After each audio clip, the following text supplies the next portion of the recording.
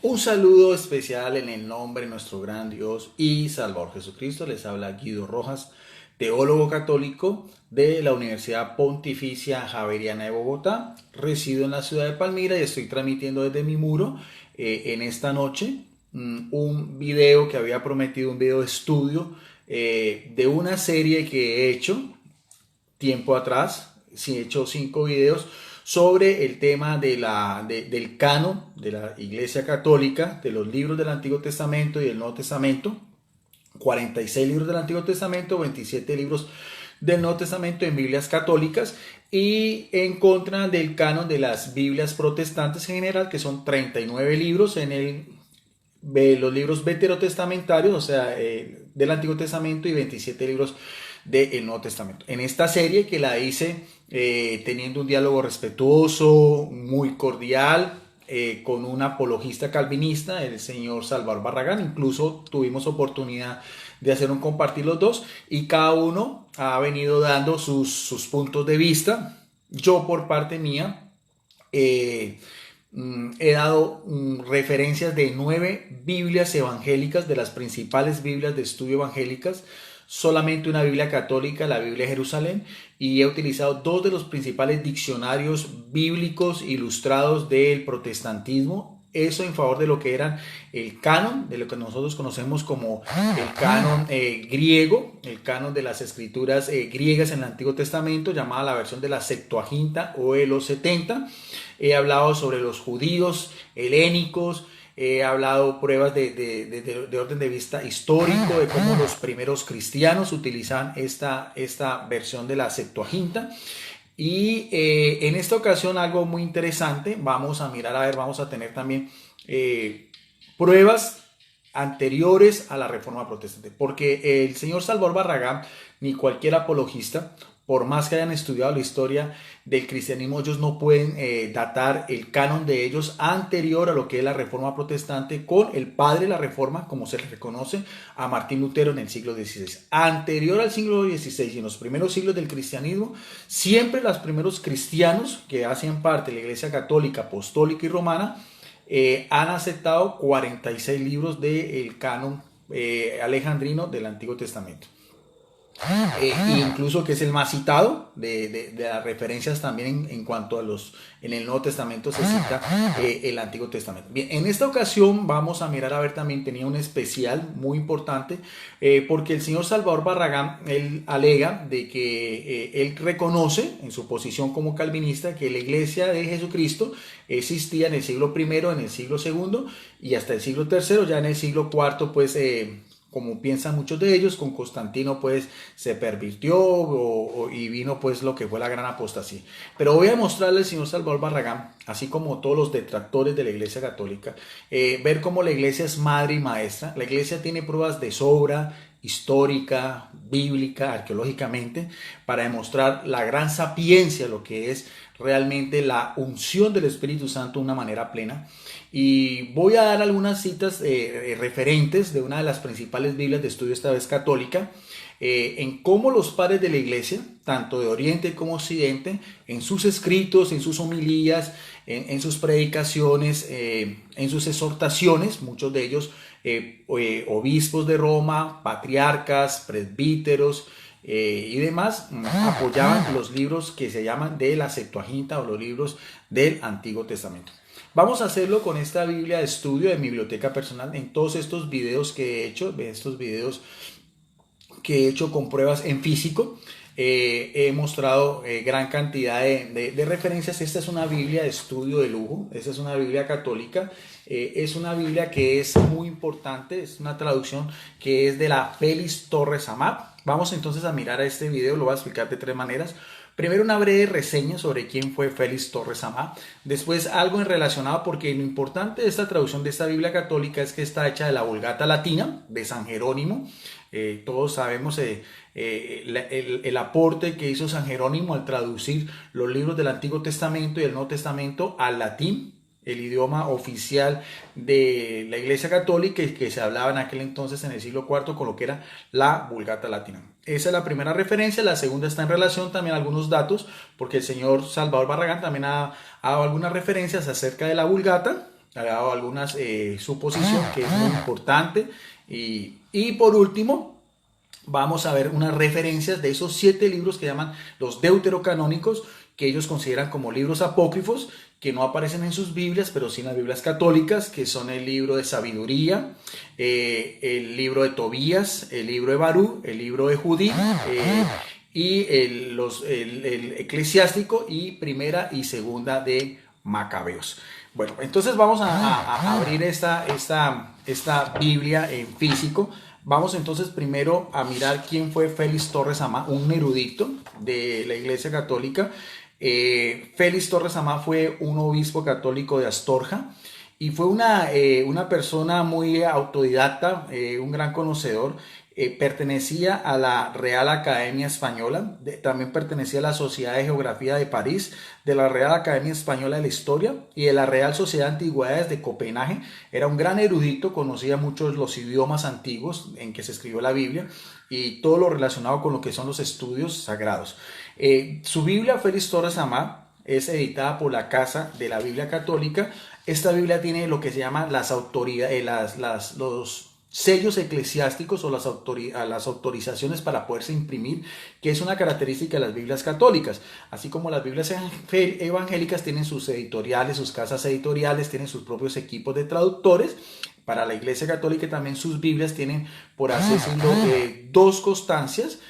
Uno que se llama el Nil Ostat y el otro que se llama el Imprimatur. Son, por así decirlo, los sellos eclesiásticos que autorizan, que es una traducción fidelínea de acuerdo al magisterio eclesiástico, de acuerdo al magisterio pontificio y de acuerdo a la forma como la Iglesia Católica ve lo que es las Sagradas Escrituras, como decíamos, tanto en los textos veterotestamentarios del Antiguo Testamento como de los textos veterotestamentarios, es decir, del Nuevo Testamento. En la introducción de esta Biblia católica nos da algunas referencias de orden histórico para ampliar un poco más lo que hemos venido hablando con el señor Salvador Barragán sobre cómo se hizo la Vulgata, su importancia y algunos parámetros que es interesante a manera de conocimiento general. Yo no estoy haciendo esta serie de videos ni por desprestigiar al señor Salvador Barragán, ni por ir en contra de las Biblias evangélicas, que ustedes saben que las tengo, las respeto, tengo muchos amigos evangélicos, admiro muchos de ellos, la labor que hacen. Como decía el pastor Darío Silva Silva, un pastor colombiano de la Casa sobre la Roca, decía la convivencia en la diferencia. Es importante eso. Y estos foros que tenemos, por ejemplo el mío, el foro de debates bíblico-teológico licenciado Guido Rojas, que está creciendo de una manera importante. Estos últimos días he recibido casi 50 solicitudes diarias, ya vamos a los 2000 suscriptores. También comparto estos videos si ustedes quieren mirar a ver los 5 videos anteriores que he hecho sobre toda esta serie que hemos tenido con el señor Salvador Barragán en mi grupo en YouTube, mi canal en YouTube que se llama Videos Apologética Católica. Siempre he tratado en cada compartir de dar información más amplia para ir teniendo un poco más de conocimiento. Quedan más videos. Quiero hacer un video también después sobre algo que desconocen, que es toda la importancia de la Iglesia Católica en lo que fue las primeras traducciones y todo lo que tiene que ver con los estudios bíblicos anterior a la Reforma Protestante, porque a veces los evangélicos piensan que la Iglesia Católica no tiene nada que ver con la Biblia, que todo lo de nosotros es tradiciones, concilios o encíclicas de papas. No, para la Iglesia Católica la primera fuente de la autoridad divina para nosotros es las Sagradas Escrituras. Entonces voy a dar pruebas de las primeras traducciones, el aporte que he hecho la Iglesia Católica anterior a la Reforma Protestante. Voy a hacer también otro video muy importante sobre todo lo que pasó después, toda una torre de Babel a partir de la Reforma Protestante, solamente en relación a las diferentes traducciones, a las Biblias ya que se hicieron de las iglesias cristianas históricas, que muchos de esos no desconocen información, y también algo que fue muy delicado, una de las propuestas o las máximas de Martín Lutero sobre la libre interpretación de las Sagradas Escrituras, que eso también es un tema bastante interesante para analizar. Toda esa serie de videos van a venir de una manera posterior para que estén pendientes y los anunciaré a su debido tiempo. Bien, aquí en esta Biblia, Félix Torres Amá dice en su introducción, dice sobre las traducciones, por qué fue importante traducir la Biblia. las Sagradas Escrituras, dice, según iba esparciéndose la iglesia, o sea, la iglesia cristiana en sus primeros tiempos a otras naciones, crecía la necesidad de traducir la Biblia. En cuanto a nosotros se refiere, la más importante de las varias traducciones es la que se llama la Vulgata, hecha por San Jerónimo, hemos hablado mucho de él, quien a instancia del Papa Dámaso I, quien gobernó la iglesia del 366 al 384, produjo una nueva versión del latín de lo que era el Nuevo Testamento. O sea, inicialmente lo que se concretó Jerónimo fue la traducción del Nuevo Testamento, traducida del griego Koine de Aletus. Entonces, por su propia cuenta, hizo una traducción directamente también del hebreo y el arameo al latín del Antiguo Testamento, terminando la obra entera en el año 390. O sea que Jerónimo fueron más de 20 años los que se dedicó a traducir estas dos Biblias, teniendo en cuenta que la entonces eran papiros, eran códices, no había la tecnología que hay hoy en día. Otro dato importante que también lo dije anteriormente es que esa traducción la hizo Jerónimo en la propia cueva de la Natividad, o sea, el lugar en Belén donde la tradición cristiana asegura que el Salvador Jesucristo nació o vino al mundo. Y por eso decía acá, en el año 390 termina pues lo que es el Antiguo Testamento. Más tarde la traducción de San Jerónimo llegó a ser la única Biblia latina de uso común y por eso fue llamada la Vulgata, que viene el término vulgatus en latín, que quiere decir común o divulgada. Algo sobre la historia de la Vulgata nos dice esta Biblia. La aprobación oficial dada a la Vulgata por el Concilio de Trento, o sea, que fue la respuesta de la Iglesia Católica a la llamada Reforma Protestante, lo que conocemos como la Contrarreforma, merece que examinemos brevemente su historia. La mejor copia de la Vulgata que ha sobrevivido hasta nuestros días se conoce con el nombre de la Amiatinus, un término en latín, Amiatinus, y fue hecha cerca del año 700 en Inglaterra, cuando Inglaterra era católica. Recordemos que Inglaterra también, con el rey Enrique VIII, también en el siglo XVI, da origen a lo que es el anglicanismo, pero anteriormente también Inglaterra era parte de toda la catolicidad de la única y verdadera iglesia de Jesucristo. Agustín de Canterbury y muchos de estos también, de estos grandes obispos que evangelizaron todas las regiones también de lo que hoy en día es el Reino Unido, San Patricio también, en lo que es Irlanda, San Columbano, también en lo que hoy en día es Escocia, San Bonifacio, en lo que hoy en día es Alemania. Entonces mucha gente no desconoce eso y por eso yo invito a mis amigos católicos evangélicos que estudiemos un poco acerca de estos personajes tan importantes. Uno de ellos también que tiene mucha relación ahorita que estamos hablando de Inglaterra precisamente fue canonizado este domingo pasado, John Henry Newman. Él fue un sacerdote muy importante, sacerdote anglicano, se convirtió al catolicismo, hizo parte de una comunidad católica de San Felipe Neri y llegó a ser cardenal, uno de los principales eruditos bíblicos y teológicos del siglo XIX y que ahorita está ya en los altares de la Iglesia Católica por su santidad, por su virtud y también por sus escritos. Entonces, de eso más o menos estamos hablando. Entonces estamos hablando de Inglaterra. Luego vemos que se hizo un texto uniforme para los estudiantes también de la Universidad de París. Acordemos que también estas grandes universidades, esta Universidad de París lo que hoy en día conocemos como la Universidad de la Sorbona.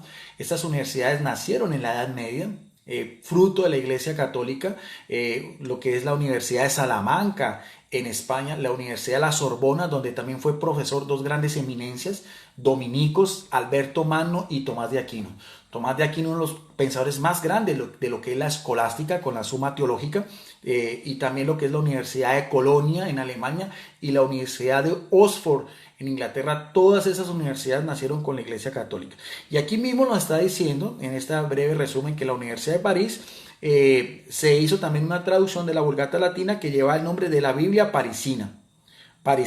Este texto dividió por primera vez las líneas de los distintos libros en capítulos y sistemas que introdujo Stephen Langton, un arzobispo católico, en el año de 1214. O sea, fue una Biblia que ya tenía capítulos de acuerdo a cómo después se fue conformando lo que hoy en día es la iglesia en capítulos y versículos. Hay que tener en cuenta que eso no está en los originales. Si usted ve una Biblia actualmente, se da cuenta que tiene títulos, tiene subtítulos, tiene capítulos y versículos. Anteriormente no, la Biblia como tal de sus idiomas originales, hebreo y arameo en el Antiguo Testamento especialmente, y en el Nuevo Testamento el griego koiné es en forma transliteral, o sea, sin comas, sin puntos, nada de esas, ni vocales, todo eso vino después.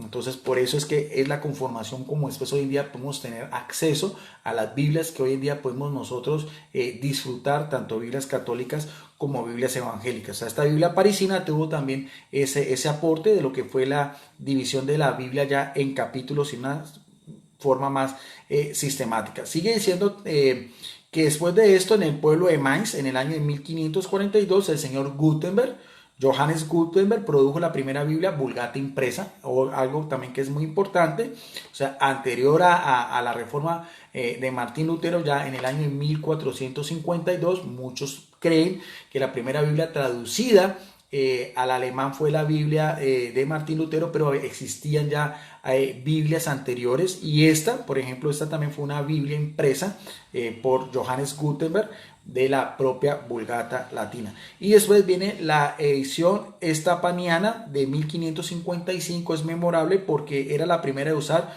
números para los distintos versos de cada capítulo. O sea que ya también en esta Biblia del año 1555 encontramos ya una Biblia católica dividida en capítulos y dividida en versículos.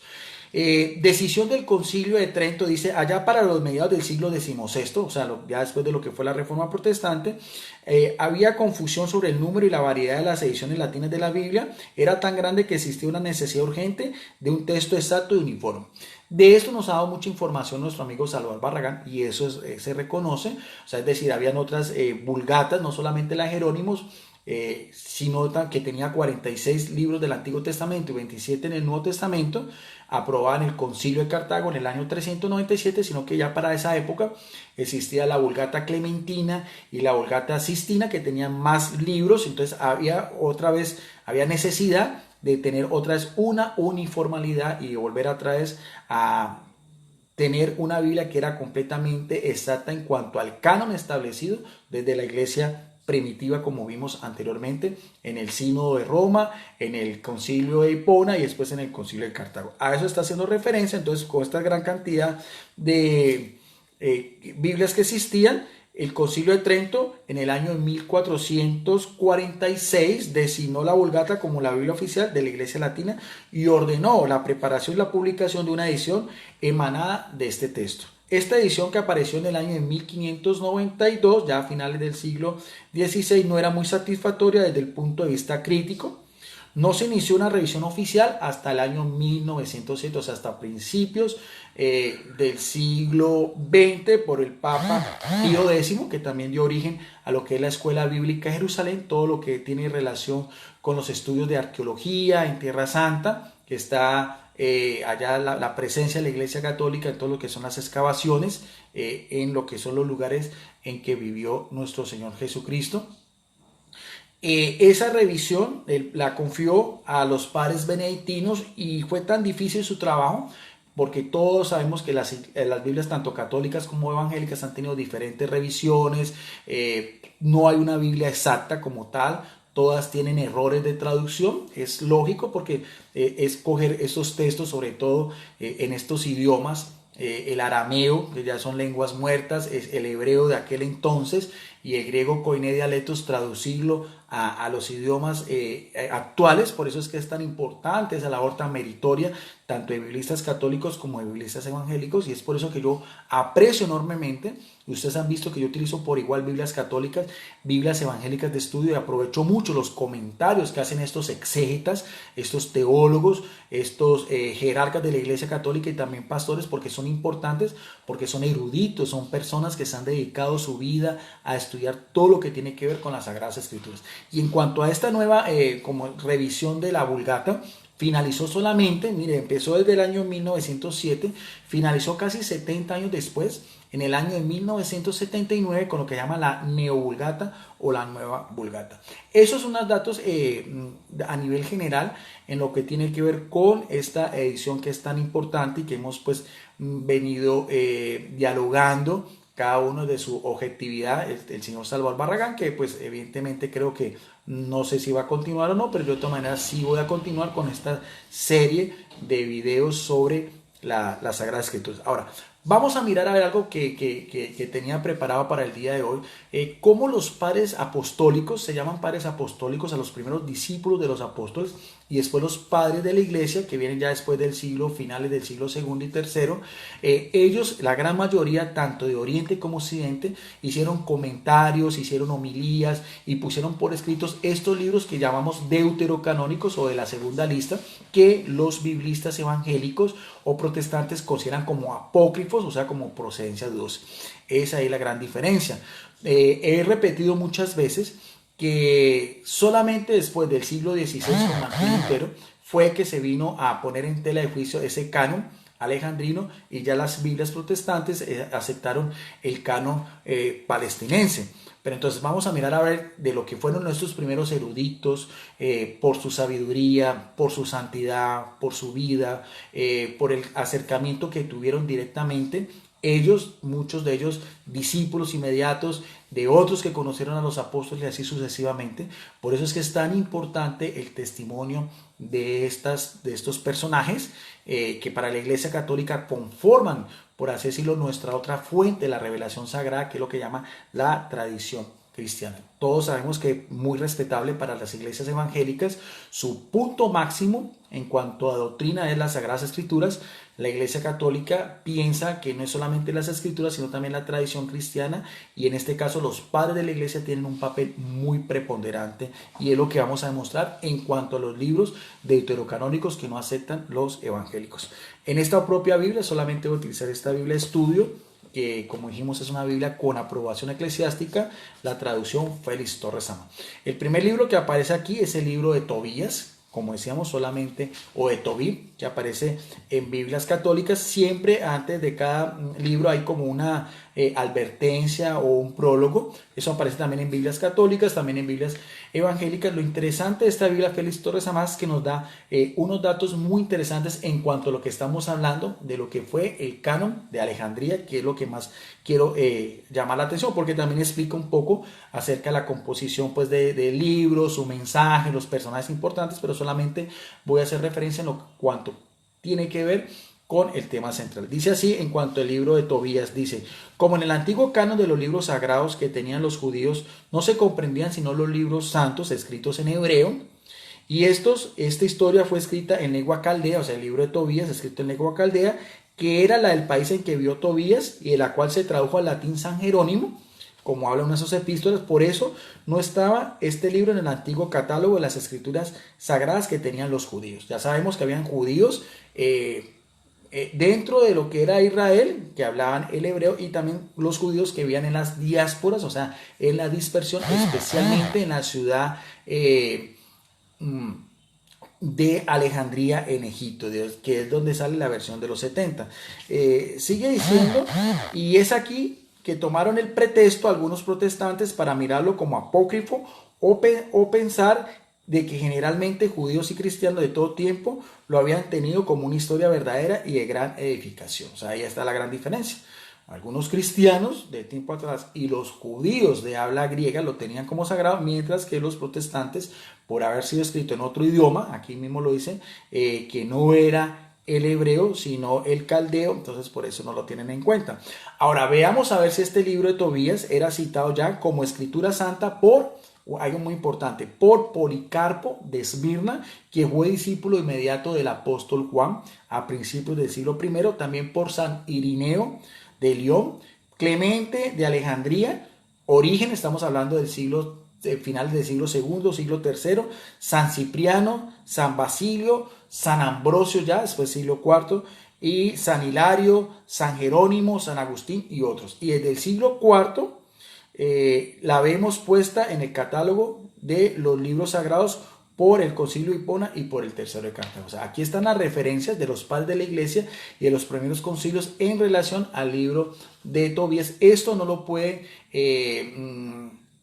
pueden, por así decirlo, criticar o negar eruditos evangélicos como Matthew Henry o un gran erudito del siglo XVIII, un más conocido hoy en día, John MacArthur, que también es muy anticatólico, o también los grandes teólogos también de las iglesias protestantes como Karl Barth de la iglesia calvinista o Oscar Cullmann de la iglesia evangélica, porque estamos hablando de los primeros siglos del cristianismo, estamos hablando de los padres de la iglesia que apoyaban este primer libro, que es el libro de Tobías o de Tobit. El segundo libro, que también aparece en las Biblias católicas, deuterocanónico, es el libro de Judith. Dice también alguna referencia acá. Este libro de Judith ha sido venerado como sagrado desde los primeros siglos de la iglesia. Los judíos helénicos, o sea, los de habla griega, dice San Jerónimo, le tenían entre los libros de los hagiógrafos. El término hagiógrafo se le da al escritor sagrado, o sea, la persona que es el autor de un libro que tiene que ver con la Biblia, el término hagiógrafo o escrituras santas. Y como tal, este libro de Judith, el segundo, es citado por Clemente, obispo de Roma, tercer sucesor de Pedro, en su primera carta a los Corintios. Es una carta fechada hacia el año 96, una carta auténtica, muy importante. Entonces vemos bien que no solamente ya del siglo segundo, siglo tercero, sino como veíamos anteriormente, con Policarpo de Esmirna, a principios del siglo segundo, discípulo inmediato del apóstol Juan, y este otro, Clemente de Roma, que conoció en vida al apóstol Pedro y al apóstol Pablo, y que conserva su epístola, aquí mismo dice a los Corintios. Y también el autor de las Constituciones Apostólicas, Clemente Alejandrino también, Orígenes, Tertuliano, San Ambrosio y muchos otros padres. Todos los padres de la iglesia celebran la fortaleza y la constancia, la piedad y la firme esperanza en Dios de esta personaje, de esta mujer judía y de todas sus pruebas. O sea, se elogiaban en sus escritos, en sus homilías, la importancia de Judith, una mujer muy importante, todo lo que tiene que ver el Antiguo Testamento, pero su vida y su libro como tal están solamente en Biblias católicas, y ya dijimos también cuáles padres de la iglesia, por así decirlo, lo citan o lo tenían en cuenta como un libro sagrado. Ese sería el segundo. Vamos entonces al tercero. Ya hablamos de Tobías, hablamos de Judith, vamos a hablar del libro de la sabiduría, otro libro también muy importante. Este libro es llamado por los griegos la sabiduría de Salomón, tal vez por creer que su autor sacó la doctrina que enseñan los libros que escribió aquel sabio rey, hijo de David, todos sabemos. El uso que ha hecho de varias sentencias en este libro los apóstoles y particularmente San Pablo. Y aquí quiero anotar algo muy importante, porque el señor Salvador Barragán hacía referencia él citaba algunos pasajes del Pentateuco o de los profetas y daba como certero de que eso era una prueba de que era el canon palestinense. Yo actualmente le refuté que eso no hay forma, porque esos mismos, el Pentateuco, los libros profetas y también los salmos están en la versión de la Septuaginta. Pero en este libro de la sabiduría aquí nos da como referencia, es citado por San Pablo, y aquí nos dice, y también en los evangelios, unas referencias al libro de la sabiduría que solamente aparecen en las Biblias católicas. Dice, por ejemplo, en Mateo capítulo 12, verso 43, se cita sabiduría 3:7. En 1 Corintios capítulo 6, verso 2, se cita sabiduría capítulo 3, verso 8. En la carta a los Hebreos capítulo 11, verso 5, se cita sabiduría 4:10.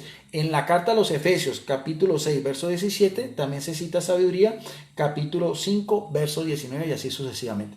Mira bien que estamos dando pruebas para el señor Salvador Barragán, para todos los apologistas anticatólicos que piensan que estos libros deuterocanónicos son ficticios, nacen solamente del fervor de la Iglesia Católica. Nos estamos demostrando como la misma erudición católica. La Iglesia Católica se toma el tiempo, por eso hablamos del Sínodo de Roma, hablamos del Concilio de Hipona, hablamos del Concilio de Cartago, hablamos de los primeros catálogos, de los primeros escritos de estos personajes tan importantes de la Iglesia cristiana, la única iglesia tanto de Oriente como de Occidente, del siglo I, del siglo II, del siglo III y el siglo IV. Sigamos entonces. Demuestra evidentemente su divina autoridad, la cual está atestiguada también por el consentimiento universal de los padres de la iglesia, entre los que basta citar a quién, a San Justino Mártir, otro personaje muy importante. Justino Marte también conoció en vida a los apóstoles, es uno de los llamados padres apostólicos. Justino Marte tiene, por así decirlo, esa misma historicidad, que hablamos también de Clemente de Roma y de Policarpo de Esmirna, también Tertuliano, el concilio de Sardica, Inocencio II, Gelasio y San Agustín, quien con la tradición constante de la Iglesia probó bien la autoridad de este libro en su obra La predestinación de los santos. O sea que el libro de las sabidurías también hace parte de uno de los 400 volúmenes o escritos que se conservan de este padre de la iglesia del norte de África, Agustín de Hipona, un personaje importantísimo, un hombre de Dios, una gran eminencia, tal vez al mismo nivel, podríamos decir, de Tomás de Aquino con la escolástica. Agustín de Hipona, que se convirtió del maniqueísmo al catolicismo gracias a las predicaciones del obispo Ambrosio, y uno de sus libros también, como decíamos acá, la predestinación de los santos, cita al libro de las sabidurías. Orígenes, Tertuliano y otros padres, y también algunos rabinos, ya sabemos, rabinos helénicos, creen que Salomón escribió en lengua caldea, por cuya razón no se halla en el catálogo de las Sagradas Escrituras que arregló Esdras. San Agustín y otros dudan que Salomón sea su autor y creen que la semejanza de la doctrina de este libro con la del eclesiástico ha dado margen para atribuirle a un mismo escritor sagrado. Quiero también aclarar esto para que no queden dudas. El hecho de que se tenga en duda cuál puede haber sido el autor del libro de sabiduría, eso no da pie para que sea un libro canónico. Eso mismo lo podemos decir también del Antiguo Testamento. Si usted le pregunta a un rabino judío, por tradición ellos piensan que el Pentateuco, los 5 primeros libros que se conocen como la Torá o la enseñanza, Génesis, Éxodo, Número, Levítico y Deuteronomio, ellos lo adjudican tradicionalmente a San Agustín, pero en realidad esos libros fueron escritos anónimamente. Unos se escribieron durante el tiempo en Génesis, hay diferentes versiones, unos pasajes se escribieron durante la época del reinado de David y otros después de la cautividad en Babilonia. Se conserva la versión yavista, la versión eloísta, la versión deuteronómica y la versión sacerdotal. O sea, muchos de los libros de la Biblia, tanto el Antiguo como el Nuevo Testamento, no sabemos quién es en realidad su autor. Asimismo también puede pasar con este libro de sabiduría, que se le puede adjudicar también a Salomón. Veíamos también, para de pronto también poder responder si hay unas objeciones de los apologistas evangélicos con respecto al libro de sabiduría, pasa lo mismo con el libro o la carta de los Hebreos, ya también lo he explicado anteriormente. Algunos lo adjudican a Pablo, otros lo adjudican a Apolos, incluyendo Martín Lutero, el padre de la Reforma Protestante. Apolos, ese gran apologista erudito de la iglesia que aparece en el capítulo 18 de la carta Hechos de los Apóstoles y también la primera de los Corintios, un judío converso que era un gran elocuente de todo lo que era la versión griega de la Septuaginta del Antiguo Testamento. Y así podemos entonces mirar a ver. Entonces aquí lo que podemos también deducir del libro de la sabiduría, que es un libro deuterocanónico y que también es muy importante, y como decíamos, está citado tanto en el Evangelio de Mateo como en algunas de las epístolas de Pablo. Sigue el otro del quinto libro deuterocanónico, es el libro del Eclesiástico. Diferente al libro del Eclesiastés, hay que tener la diferencia del libro del Eclesiástico. Así llamaron los latinos a este libro, que entre los griegos se le conoce como el nombre de sabiduría de Jesús, hijo de Sirac. Tal vez fue llamado eclesiástico por el frecuente uso que se hacía de él en la iglesia para la instrucción y edificación de los fieles, o a imitación del Eclesiastés por considerar al escritor de este libro como el predicador de toda buena y sana doctrina, por cuya razón también los griegos le llamaban el panareto, así le decían en griego el panareto, esto es discurso que abraza todas las virtudes de Jesús, hijo de Sirac. Sigue diciendo, se ha perdido el original hebreo, pero existía en tiempos de San Jerónimo, quien decía en el prefacio de los libros de Salomón y en la carta 115 que le había visto con el título de las parábolas. O sea, estos originales sabemos en hebreo, en griego, algunos ya por la misma forma como fueron esos códices, papiros, en pergaminos, en esos materiales que realmente no resistían el tiempo. No hay originales ni el Antiguo ni el Nuevo Testamento. Como decíamos, se conservan pequeños papiros y códices, sobre todo del siglo IV, el códice sinaítico, el códice de Alejandría, el códice de Efrem, el Códice Vaticano, entonces también está haciendo referencia, dice acá que ese original del eclesiástico en griego lo conocía Jerónimo en su época, pero que ya no existe. Sigue diciendo la referencia a esta Biblia importante, la Feris Torres Amá, dice: Clemente Alejandrino y otros padres de los primeros siglos le citan con el nombre de las Escrituras Sagradas.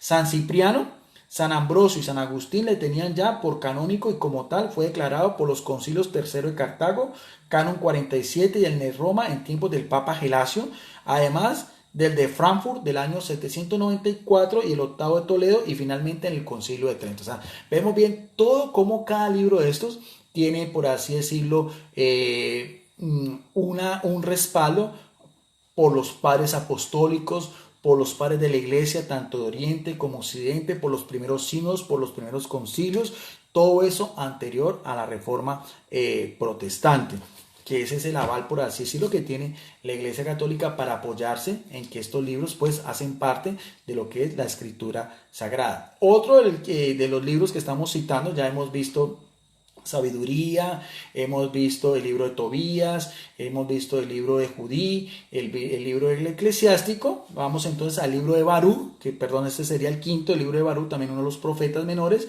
El libro de Barú no se halla ya en hebreo, pero la versión griega es antiquísima y conserva aún todas las señales de que el original es en hebreo. Fue siempre respetado como libro canónico, o sea, libro verdadero, veraz, y si algunos padres no hicieron expresa mención de él en el catálogo de los libros sagrados, es porque muchas veces se ha contado como parte de las profecías de Jeremías, porque tenía mucha relación Baruch con Jeremías, entonces se unían ambos, bajo cuyo nombre solía citarse antiguamente los textos de Baruch, como observó ya San Agustín en su libro La ciudad de Dios. Pudo contribuir a que se confundiese con el libro de Jeremías, su maestro, el haber sido su discípulo de este profeta, y en el que, teniendo solamente 6 capítulos, el sexto es una carta de Jeremías. Finalmente, en el Concilio de Florencia, un concilio católico en la Edad Media, y por último en el de Trento, fue conservado el libro de Baruch en el canon de las Escrituras Divinas, contra lo que temerariamente pretendían algunos protestantes sacarlo de su sedición o no tenerlo en cuenta. Entonces ahí está también esta referencia que podemos encontrar sobre el libro de Baruch. Finalmente vamos a hablar sobre el libro de los Macabeos, 2 libros históricos, primera y segunda de Macabeos, que también aparecen en Biblias católicas. Veamos a ver la advertencia o las indicaciones que nos da también esta Biblia Feris Torres Amá sobre su respaldo de que por qué son incluidas en las Biblias católicas. El primer libro de los Macabeos fue escrito en hebreo, o por mejor decir en sirio-caldacio, que era entonces la lengua vulgar de los judíos. Pero aunque San Jerónimo dice que vio este texto original, ahora ya no queda más que la versión griega, de la cual se sirvieron quienes: Orígenes, Tertuliano y otros padres. La versión latina es más antigua que San Jerónimo, el cual nada mudó de ella. O sea que Jerónimo citaba esta versión de Macabeos en hebreo, aunque no hay constancia, pero la versión griega es mucho más antigua, y también la versión latina. El segundo libro de los Macabeos sí fue escrito en griego, el primero, como decíamos, en siro-caldaico, el segundo sí en griego, el libro segundo de los Macabeos. Varios escritores antiguos que formaron el catálogo de los libros sagrados, que se veneraban como tales en sus tiempos, no incluyeron en él ni en el Concilio de la Odisea, en el suyo, estos libros de los Macabeos. Pero son muchos más los que en dicho tiempo los representaban ya como canónicos o inspirados por Dios. O sea, aunque no aparecen en el Concilio de la Odisea, el libro segundo de Macabeos, hay otros aportaciones de orden histórico que sí lo apoyan. Y es muy verosímil que San Pablo en la Epístola a los Hebreos hace alusión al martirio del anciano Eleazaro y los 7 hermanos, que se refieren en el capítulo 6 y 7 del segundo libro de los Macabeos. El canon 84 y 85 de los apostólicos Tertuliano, San Cipriano, Lucífero de Cayer, San Hilario de Poitiers, San Ambrosio, San Agustín, San Isidoro de Sevilla y muchos otros han citado siempre varios textos de estos libros como de las Sagradas Escrituras. Aún Orígenes de Alejandría, que le excluyó el canon, lo cita varias veces como escrito inspirado por Dios. Clemente Alejandrino, más antiguo que todos los dichos padres, cita el segundo libro de los Macabeos como sagrado. Y el tercero, y también ya el tercer concilio de Cartago y finalmente el de Trento colocaron estos 2 libros entre los sagrados. O sea, también es importante ver que eso no se puede esconder, que ahí había discusiones, algunos eran aprobados, otros tenían ciertas dudas, unos lo aprobaban, otros no, pero entonces la Iglesia Católica ¿en qué se basa? En todo lo que es su magisterio, en la misma sabiduría que viene el Espíritu Santo, en poner todos estos elementos que estamos viendo acá sobre la mesa y mirar a ver cuáles tienen más apoyo, cuáles argumentos son más sólidos, y por eso dice acá que aunque habían dudas, unos lo aceptan, otros no. El tercer concilio de Cartago y finalmente el concilio de Trento en la Contrarreforma colocan estos dos libros, Primera y Segunda Macabeos, como sagrados. Ahora, aquí también hace alusión muy importante porque existe también Tercera y Cuarta de los Macabeos, que no son libros inspirados, no aparecen en las Biblias católicas. Aquí también hace referencia y vamos a ver también este importante dato. El libro Tercero y Cuarto de los Macabeos, otros dos que son tenidos como apócrifos, o sea, que sabemos de procedencia dudosa, y que nunca han sido supuestos en el número de los libros sagrados. Ni habla siquiera de Judas Macabeo, que es el personaje principal, con todo lo que fue la rebelión en tiempos del rey Epifanes, llamado el Loco, todo lo que fue la lucha de los macabeos con este rey extranjero que profanó el templo de Jerusalén, y que quería que, colocando sus ídolos, y que quería que los judíos comieran carne de cerdo, un animal impuro. De ahí también hay una fiesta muy importante que es la fiesta de la dedicación del templo, que tiene mucho que ver con todo lo que fue este acontecimiento de orden histórico anterior a Jesucristo, porque los macabeos evidentemente son personajes de orden histórico. Aparte de eso, son considerados estos libros como sagrados en la Biblia católica. El llamado tercero es una historia de persecución de Filopator, rey de Egipto, contra los judíos en su reino. Y el cuarto es una amplificación escrita por el historiador Flavio Josefo de la historia del santo anciano Eleazaro y de los 7 hermanos, que se halla en el libro segundo, capítulo 7. Bien, entonces mis amables amigos, este era un simple recuento de orden histórico, teniendo en cuenta esta versión que quería compartir en el día de hoy, la Félix Torres Amá, las credenciales de su autor, sacado de la Vulgata Latina, algunos datos también que hablamos sobre la Vulgata de Jerónimo de Dalmacia, una Biblia muy importante para el catolicismo, y estos 7 libros deuterocanónicos con su respectiva historicidad, apoyada, como decíamos, por los padres apostólicos. Veíamos Clemente de Roma, Justino Mártir, Policarpo de Esmirna, y también ya los otros padres, tanto de Oriente, de Occidente, del siglo II, del siglo III y del siglo IV, como los sinos que estamos viendo acá, sino de Epona, el sino de Cartago, el sino concilio de Cartago, concilio de Roma, el sino de Roma, el concilio de Cartago, el concilio de Hipona, y también ya todo lo que fue la contrarreforma ya definitivamente con el concilio de Trento. Eso era el video en el día de hoy, espero que les haya gustado. Como siempre, es a manera de conocimiento general, de recrearnos un poco, tener una visión mucho más amplia sobre este fascinante tema que son las Sagradas Escrituras, que siempre habrá de qué hablar, porque evidentemente es el libro que tiene como sello, que tiene como autor divinamente al Espíritu Santo, y que nos ilumina y nos alimenta en el diario vivir para católicos y evangélicos. Por eso decía Jerónimo de Dalmacia, decía, desconocer las Escrituras es desconocer al propio Cristo Jesús, porque en el Antiguo Testamento es presagiado y en el Nuevo Testamento se hace realidad todo lo que se dijo en el Antiguo, decía también Agustín, obispo de Hipona. Bendiciones para todos y nos vemos en otra oportunidad. Si les gustó este video, compártalo, es un video público y es para todos mis hermanos y amigos católicos con el mayor amor. Desde aquí, la ciudad de Palmira, Valle del Cauca, Colombia, se despide de ustedes Guido Rojas, licenciado en Teología, y quedamos en el amor y en la paz de nuestro gran Dios y Salvador Jesucristo, el Verbo de Dios, que se encarnó y que se hizo hombre por la salvación de todos nosotros. A Él sea toda la gloria, la honra, el honor, la adoración por todos los siglos y para siempre. Amén.